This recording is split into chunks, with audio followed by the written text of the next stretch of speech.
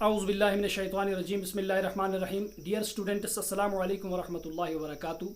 ये हमारा 11th का उर्दू का क्लास है जिसमें हमारा आज का मौजू है दावत। ये आपकी दरसी किताब का एक इक़्तिबास है दावत, और इसका खुलासा हम पेश करेंगे। इसे तहरीर किया है प्रोफेसर रशीद अहमद सिद्दीकी ने।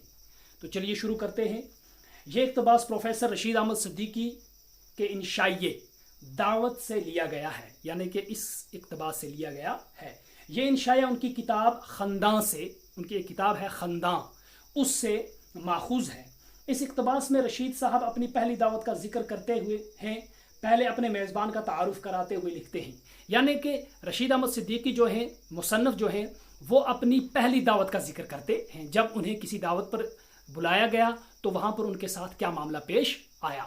तो पहले जिस मेज़बान के यहाँ वो दावत मेहमान बनकर गए थे उनका तारुफ करवाते हैं। क्या कहते हैं कि वो कपड़े बुनने का काम करते थे। जिस मेज़बान के यहाँ ये मेहमान बन के गए, जिस इंसान के, तो वो कपड़े बुनने का काम करते थे, यानी वो जोलाहे थे।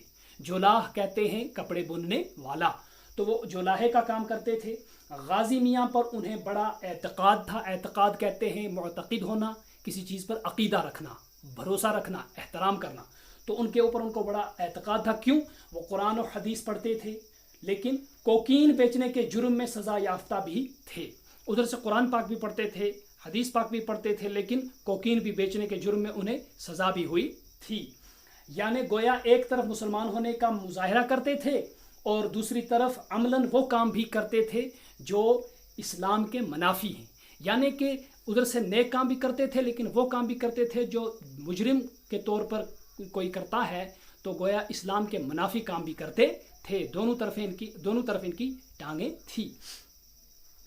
बहरहाल उन्होंने पूरी बस्ती को दोपहर के खाने पे बुलाया। मई के महीने में चूंकि गर्मी मौसम काबिल बर्दाश्त होता है, इसलिए मकान में भी और मकान के बाहर मैदान में भी हर तरफ खाना खाने के लिए लोग बैठे हुए थे। चुनाचे वहाँ बैठने के लिए फर्श या खाना खाने के लिए दस्तरखान वगैरह का कोई रिवाज नहीं था। ये दावत के लिए वहाँ पहुँचे मेज़बान के यहाँ, तो वहाँ पर ये इंतज़ाम नहीं था और वो उनका रिवाज ही नहीं था। वो दस्तरखान नहीं बिछाते थे, और बाहर दालान में, बाहर आंगन में और कमरों में तो खाना खाने के लिए लोगों को बिठाया गया।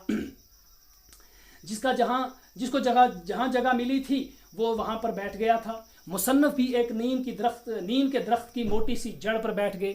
मुसन्नफ़ भी एक नीम के दरख्त के नीचे उसकी एक मोटी सी जड़ थी, उसके ऊपर बैठ गए। पहले हाथ धुलवाए गए, फिर खाना देने वाले ने इनके हाथों में गरम गरम तनूरी रोटी थमा दी और मिट्टी के बर्तन में ज़मीन पर रख दिया। मिट्टी का बर्तन ज़मीन पर रख दिया जिसमें सालन बना हुआ था। यानी कि हाथ में तनूरी रोटी दी गई गर्मा गर्म, और मिट्टी का एक बर्तन लाया गया जिसमें कुछ सालन सब्ज़ी बनी हुई थी, वो रख दिया गया। और पानी पिलाने वाले ने चीनी के मैले कुचेले गिलास में पानी डालकर मुसन्नफ़ को थमा दिया, और इसी तरह पानी लाने वाले ने मैले कुचेले गिलास में इनको पानी थमा दिया। यहाँ मुसन्नफ़ इस दावत का हाल बयान करते हुए मेज़बान और मेहमान दोनों पर चोट करते हुए कहते हैं कि अभी खाने की चंद किस्में ही सामने लाई गई थी और हमने अभी 1-2 लुक़मे ही खाए थे कि कुछ लोग आकर हमारे सामने से खाना उड़ा ले गए। ये यहाँ पर मेज़बान के इस तरीके पर चोट करते हुए कहते हैं कि भला ये कैसी दावत है, अभी हमने कुछ ही लुक़मे उठाए थे कि कुछ लोग आए और उन्होंने हमारे सामने से खाना उठाया और लेकर चले गए।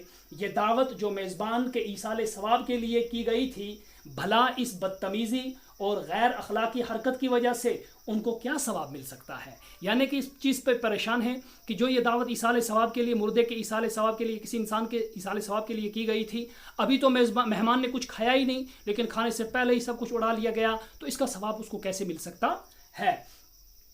मुसन्नफ़ कहते हैं कि मुझे मेज़बान और दावत में शरीक हमारे सामने से खाना उठा के ले जाने वाले लोगों की इस हरकत पर हैरत है। मैं हैरत ज़दा हूँ कि ऐसे भी लोग हैं जो मेहमान को घर बुला के फिर उसके साथ ऐसा सलूक करते हैं।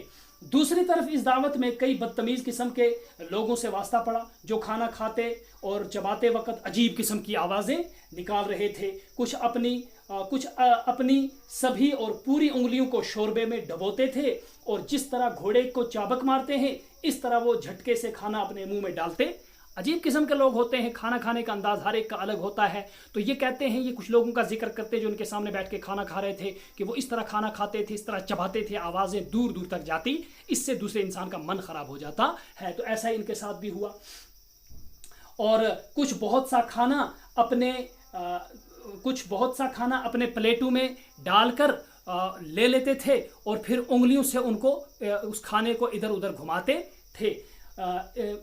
اپنے پلیٹ میں لیتے اور پھر تھوڑا سا کھانا کھانے کے بعد باقی کھانے کو انگلیوں سے ہلاتے رہتے اور ڈونگے میں ہاتھ سے ٹٹول کر بوٹیاں نکال لیتے تھے اور کبھی یہی بوٹیاں پلیٹ سے ڈونگے میں ڈال رہے تھے. یعنی کہ عجیب قسم کا انداز لوگوں کا. کچھ کبھی ڈونگے میں اسی طرح ہاتھ ڈالتے اور اس میں سے گوشت کی بوٹیاں نکال کے کھاتے، کچھ پلیٹ میں، پھر پلیٹ میں سے اٹھا کے ڈونگے میں. تو اس سے باقی لوگوں کے اوپر برا اثر پڑتا ہے. تو ایسا ہی مصنف کے ساتھ بھی ہوا. پانی پیتے وقت گلے سے عجیب قسم کی آوازیں نکالتے. پانی پینے کا بھی الگ انداز ہے. ہمارا اسلام اس کی الگ طریقے سے اجازت دیتا ہے کہ پانی کس طرح پینا ہے. تو اس طرح لوگ پانی پی رہے تھے کچھ لوگ کہ ان کے گلے سے عجیب قسم کی آوازیں نکل رہی تھیں. اور اس طرح اس دعوت میں وہ لوگ بھی شامل تھے جن کو کھانا کھاتے وقت اگر کوئی بھی دیکھ لے تو اس کا من خراب ہو جائے اور مستقبل میں کبھی بھی کسی دعوت کی خواہش نہ رہے. مصنف بہت آزردہ ہیں اس حساب کو دیکھ کر کہ لوگوں کے کھانے کا انداز کیسا ہے اور میزبان کی میزبانی کا انداز کیسا ہے. لہٰذا جو واقعہ ان کے ساتھ پیش آیا، یہ کہتے ہیں اگر ایسے لوگوں کو انسان کبھی کھانا کھاتے وقت دیکھ لے تو وہ ان کا من خراب ہو جاتا ہے اور کبھی دوبارہ ایسی دعوت میں جانے کی انسان کی خواہش ہی نہیں رہتی ہے. یہ تھا ہمارے اس سبق کا خلاصہ.